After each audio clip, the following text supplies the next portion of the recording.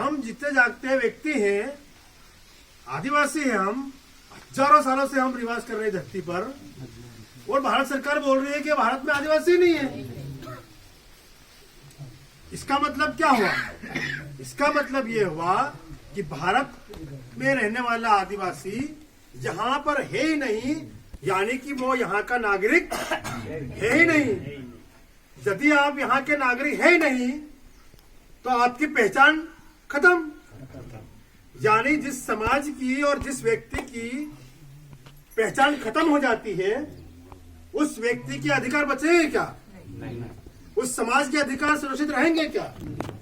यानी सरकार हमें यह कहना चाहती है कि भारत में आदिवासी है नहीं, यानी कि इनके अधिकारों को छीन लेना चाहिए, खत्म कर देना चाहिए।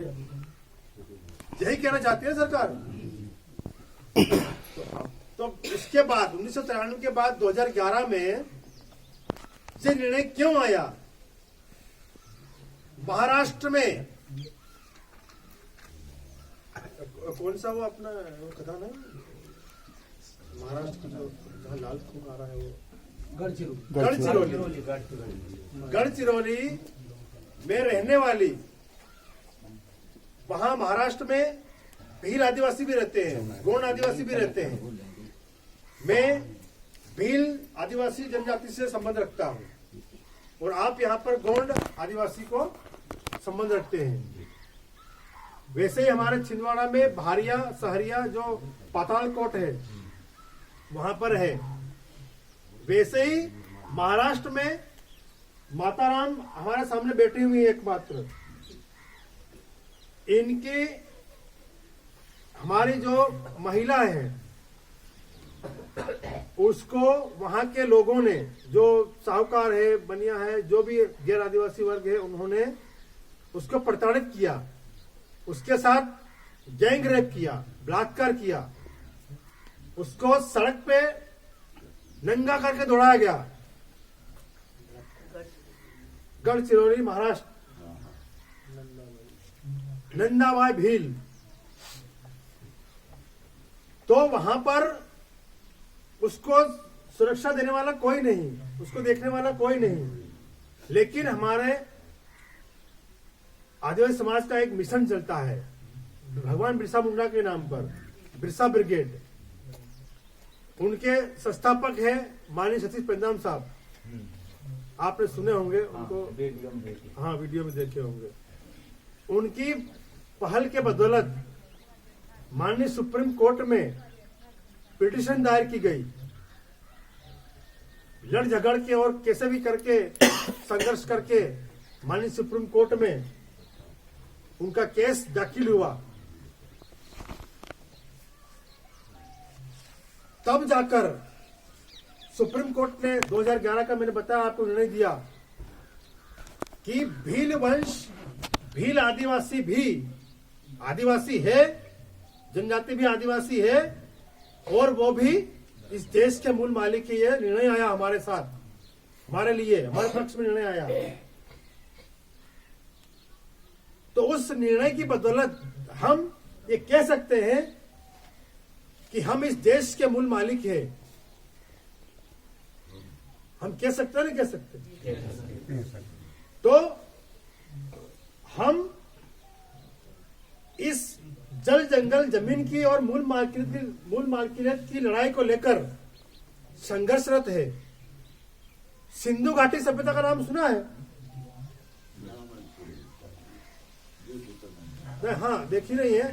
सिंधु घाटी सभ्यता और मोहनजोदड़ो और हड़प्पा सभ्यता दुनिया की सबसे पहली और सबसे संपन्न सभ्यता थी। वो जैसे हमारे आज गांव बस्ती बनी हुई है, वैसे ही वहां पर गांव और शहर बसा हुआ था। उस सभ्यता के अंदर जब वो खत्म हो गई सभ्यता, वो आज से 8000 साल पहले की थी। वहां पर खुदाई चल रही है अभी, वो आज आधा हिस्सा पाकिस्तान में है। उसमें वहां पर भी भील आदिवासी रहते हैं, पाकिस्तान में भी रहते हैं, नेपाल में भी रहते हैं। चाइना में भी आदिवासी रहते हैं, ईरान, इराक, वहां भी आदिवासी रहते हैं, अफ्रीका में भी आदिवासी रहते हैं। वहां सिंधु सभ्यता में जो डीएनए मिला, मतलब जो हड्डी मिली, जो इंसानों की हड्डी मिली, कंकाल मिला, उसका आज वैज्ञानिक युग आ गया है।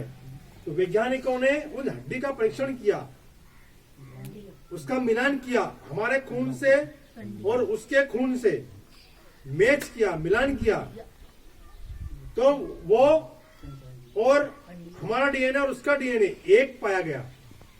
डीएनए मतलब हमारा खून, डीएनए एक वैज्ञानिक भाषा है, वो एक जांच करने का तरीका है। उसके आधार पर जांच की जाती है कि ये हड्डी ये किसका है। जैसे आज कोई घटना हो जाती है, किसी कोई मार देता है, तो बलात्कार हो जाता किसी का, तो पुलिस क्या करती है, उसकी जांच करती है। तो कौन सी टीम आती है वो? फॉरेंसिक फॉरेंसिक जो टीम आती है, सीबीआई के माध्यम से फॉरेंसिक टीम आती है, वो उसके बाल को देखकर पहचान लेती है कि ये किस व्यक्ति का बाल था या किस जानवर का बाल था, ये किस जानवर का खून था, किस व्यक्ति का खून था। ये कपड़ों पे देख के, जमीन पे देख के, मिट्टी में देख के वो पहचान लेती है। तो वैसे ही एक डीएनए जांच भी होती है, उसी को डीएनए जांच बोलते हैं, फॉरेंसिक जांच को ही। तो उसके आधार पर जांच हुई। और बाकी जो गैर आदिवासी है, जैसे हम ब्राह्मण की बात करते हैं, मुस्लिम की बात करते हैं, सिख की बात करते हैं, ईसाई की बात करते हैं, विशेषकर जो ब्राह्मण वर्ग है, उनका खून और हमारा खून मेल नहीं खाता है। उनका खून थाईलैंड और यूरेशिया जो है ना महाद्वीप, वहां का है खून, जो हमारे खून से मेल नहीं खाता है। इसलिए सुप्रीम कोर्ट ने बोला कि जो 8% यानी कि 140 करोड़ की आबादी में हम 8% कितने हो जाएंगे, उतने करोड़ आदिवासी हम आज की तारीख में हम 15 करोड़ 16 करोड़ बोलते हैं। तो हम 15 करोड़ आदिवासी भारत देश के मूल मालिक है। यानी कि हम यहाँ की पैदाइश है, यहीं से ही लोग सारे दुनिया में गए हैं। पूरी दुनिया में 40 करोड़ आबादी में आदिवासी है। अंडमान और निकोबार द्वीप समूह में केवल 100 से 150 आदिवासी बचे हुए हैं, जारवा और ओंग आदिवासी। वहां पर कोई जा नहीं सकता है,